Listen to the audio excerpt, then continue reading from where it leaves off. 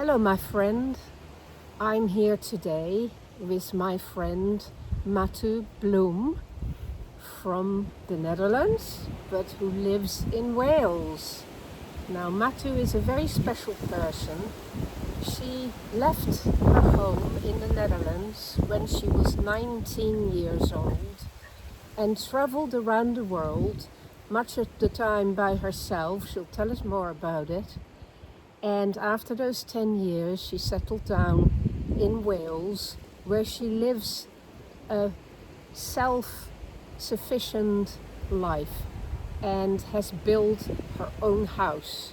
Now, I'm probably not doing you any credit here, Mathu, so tell us, what drove you to live this life of freedom, a life that many people would envy and would hope to aspire to one day, but they probably say to me, oh, but you have to be very privileged and it is only for rich people. So what's your answer to that? Well, depending what continent of the world you come from, you do have to be a bit rich, of course, to go travel, even to take the plane to New Zealand, which was the first country I went to. Yeah. But yeah, living in a Western country, you can indeed save up if you work well and put your head down and have parents that grant you a place under their roof, so you can save everything. Yes. So that's how you did it. Oh yeah, you saved money. Save money, and then I wanted to see the world mostly for nature. It wasn't so much for culture for me or for any other reason, that I wanted to see those mountains and the pictures that you see in National Geographic and all the pretty things you see. I wanted to see it for myself, and that's what really drove me. And this, I think, also a hunger for aloneness. Yes. Like this feeling of being all by myself, surrounded by nature and nothing else than nature. No human make things, is a view of just mountain that fed me so much. Directly in relationship to nature, anywhere in the world that you wanted to go in the end. You've seen most parts of the world that way. Yeah. And this is traveling on your own. Yes. As a very young woman, as a girl really to start with. Yeah. That's quite an adventure, isn't it? Yeah. It's very plucky. You see that yourself, surely. I don't think at the time. I think I was very innocent, and I had a very safe feeling being grown up in a household where I was always welcome back. So I think this feeling of feeling safe in the world came from my upbringing. I'm very privileged that way. So you had a secure haven to get back to, always, no matter what no would matter happen. what. Yeah, that gave you that courage. Nothing ever happened, and I never run out of money. But I knew that if I could always go back home, and there was always care at home. What did you do for money, though? Because you saved up money to get to Australia and New Zealand. But how did you survive for 10 years? Yeah. So I did waitressing and care home, and then odd jobs here and there. And that's what I did mostly in Holland, because it was just easy to work in Holland, and I would save up just a good month. And then I'm proper Dutch. I turn every penny around, well, every cent around in Holland, but 4 times before I spend it. So you're very careful. You spend very little. Very little. Always living in the car. I would never have a nice coffee. And it wouldn't enjoy me neither. Besides that, I had to spend the money on it. I also would. Why would I spend coffee if I can sit in front of the cafe on a way better seat with my own tea that I like? I wouldn't even bring me joy. Wow, so, lucky that way. So you were traveling in your car much of this time and sleeping in it, right? Yes. You had created your own van, camper van, cheaply. Yes, always small car, so they were stealthy. Never a big van, and it's just save on fuel again, and then you could go everywhere and park everywhere, and you wouldn't be seen so much. And then I would just create a bed in the back, and the car got a little bit bigger, but I had a station wagon before, and now I have a Renault Kangoo kind of thing, but never bigger than that. Yeah, I loved it. And you still do it? And I still do it. Everywhere where I go, I'm staying with you for a night, and I'm in the car. Amazing. So tell us a bit about Why did you decide after 10 years to settle down, and why did you settle down where you did? So yeah, I traveled around like each continent, all the way from Alaska to Patagonia. I never thought I would end up here in the UK, to be honest. I went back home to Holland because I'd met a boy way before, tried out the relationship after 5 years being in Holland, but still traveling Mongolia and I don't know where. No, Yes. without him. Well, he would come the last month. I would go for 4 or 5, and then he would join me for the last month. But still a lot alone. And then after 5 years, that relationship ended, and I kind of vowed to him to not go travel again because I'd done it before. But then I thought, like, I still don't belong here in Holland. I think mostly because of that feeling of wilderness. And I missed the feeling of community, which is something I did miss in my family home as well. And we were a very closed family in a way. We lived outside the village, and I think my soul was searching for community. So then I decided that I was going to travel this time in Europe, which I hadn't traveled much in Europe, with the car that I had bought in Holland, to find a place where I could live in community and grow my own veg. And that took 2 years, and I ended up here in UK and eventually in Wales by a recommendation from someone in Bulgaria, but I ended up here just looking around communities. So why did you choose this place in South Wales? I know I've been there, and it is a very special place. But tell the viewers why it is special.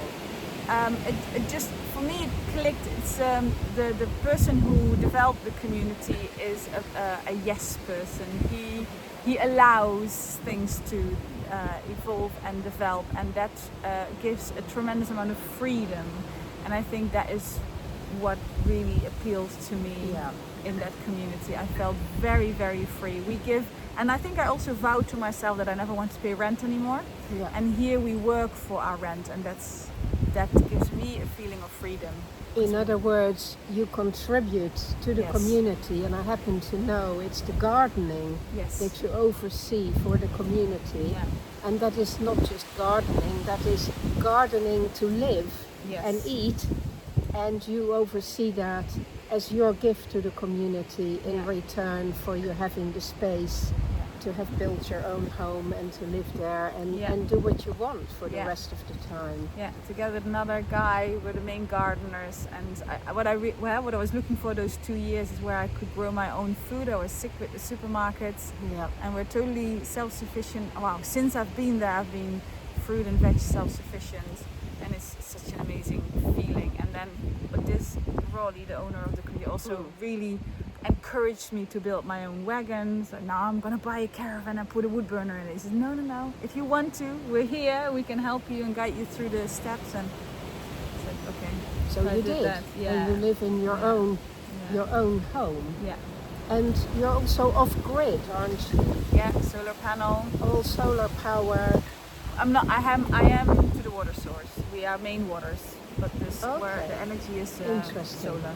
Yes, the energy is solar. So it's pretty amazing lifestyle, and I guess it must be very strange for you when you go back into a home like ours and you realize how much more simple you can live than the way we live. So say a bit about that.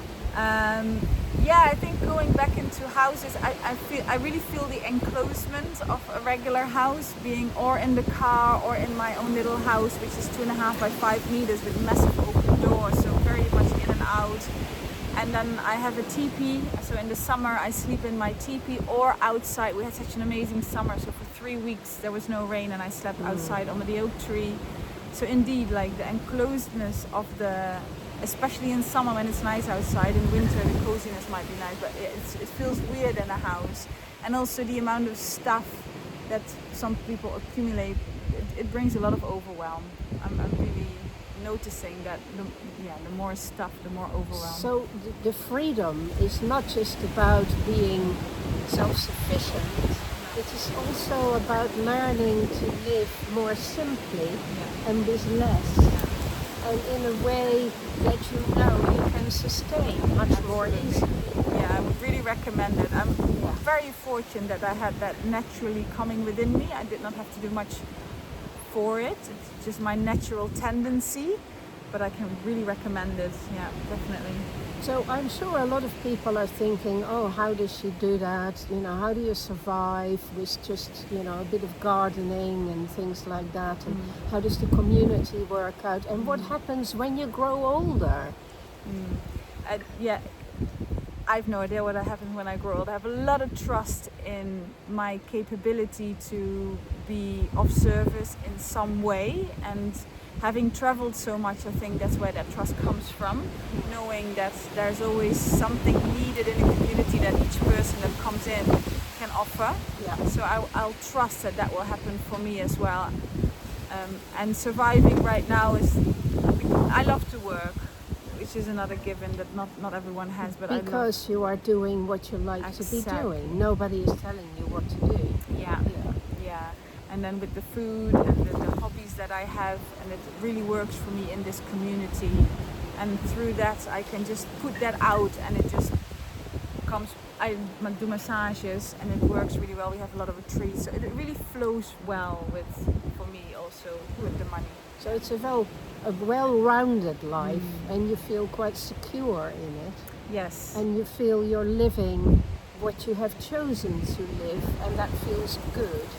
So it's really important, isn't it, for people listening to this to realize that it's possible to do that it is possible to make these different choices in your life and to create a lifestyle which liberates you from all the stuff that society tells us we need, but that actually you have learned you can do without. Yeah, absolutely. You don't need much at all. There's a lot of freedom in owning as little as possible. Yeah, it's definitely a given. And also the food. I think at the moment, the thing I want to give most to the world is that you are what you eat, and to really look into what that is for you, because it's different for everyone. It's different for everyone. Absolutely, but be really careful what you put into your mouth. Yeah. And to make it wholesome and know what the source of it is.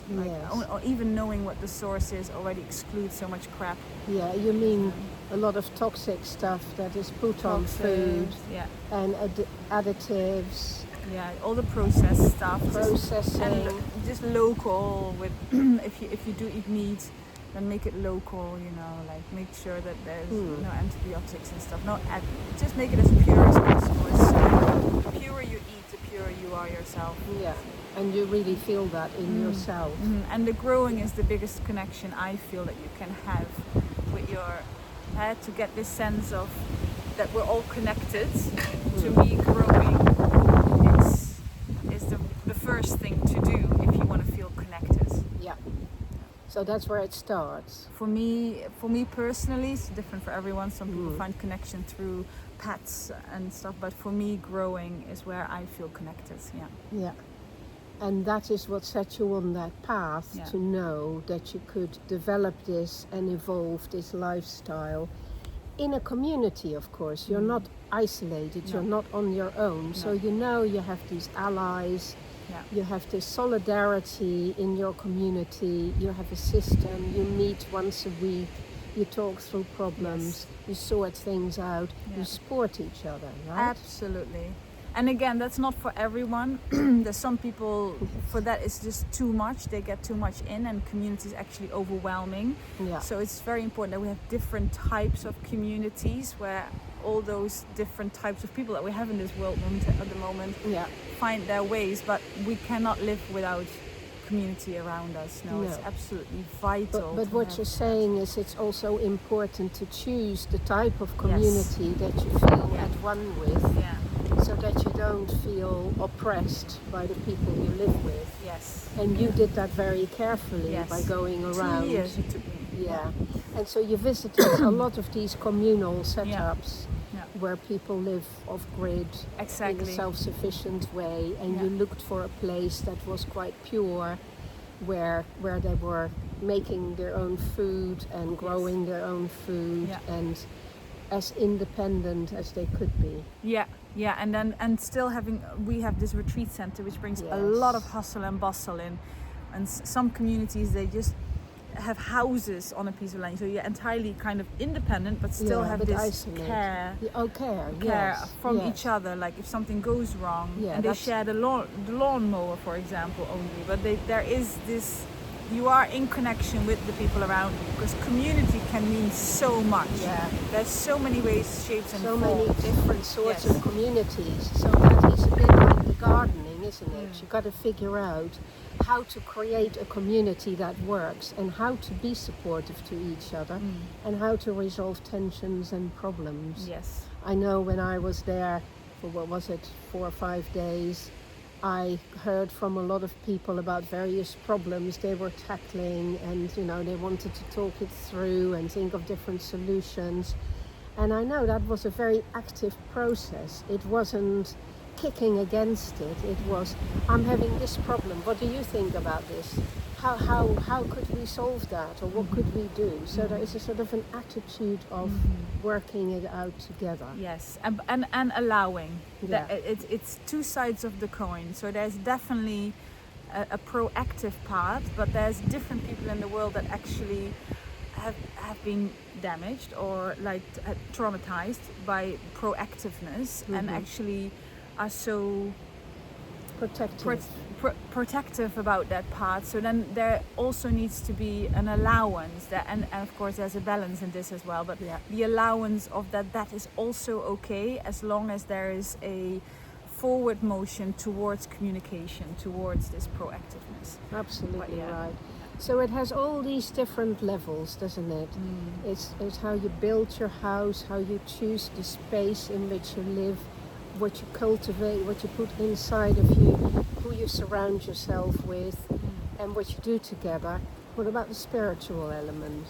Is there any kind of given idea that you all adhere to, other than the self-sufficiency Not and at the all. community? No. None. So there's freedom on that as Absolute well. freedom. No, there's absolutely no religion, or some of us don't believe in the fairies, while others entirely do. Like that.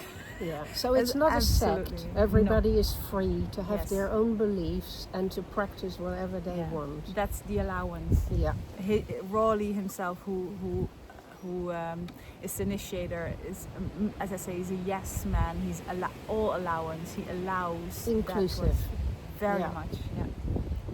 And mutual tolerance Yes. and acceptance, as you say. Yes. Absolutely. Well, Yeah. I think you've given us a lot to think about. Mathu, thank you so much for doing this little interview. Yeah. It is fascinating to me to hear about your daily life and about your stories, and I'm sure everybody will be fascinated by what you have learned in your many years living this very alternative life to the way in which most people feel they have to live, and often think there are no other ways. You are the living example that we have this human freedom, and that you can make many different choices, and you can arrange your life around you to suit you. Yeah. Just go and look for it on a shoestring. Thank you very much. I hope we have another talk again sometime in future. Goodbye.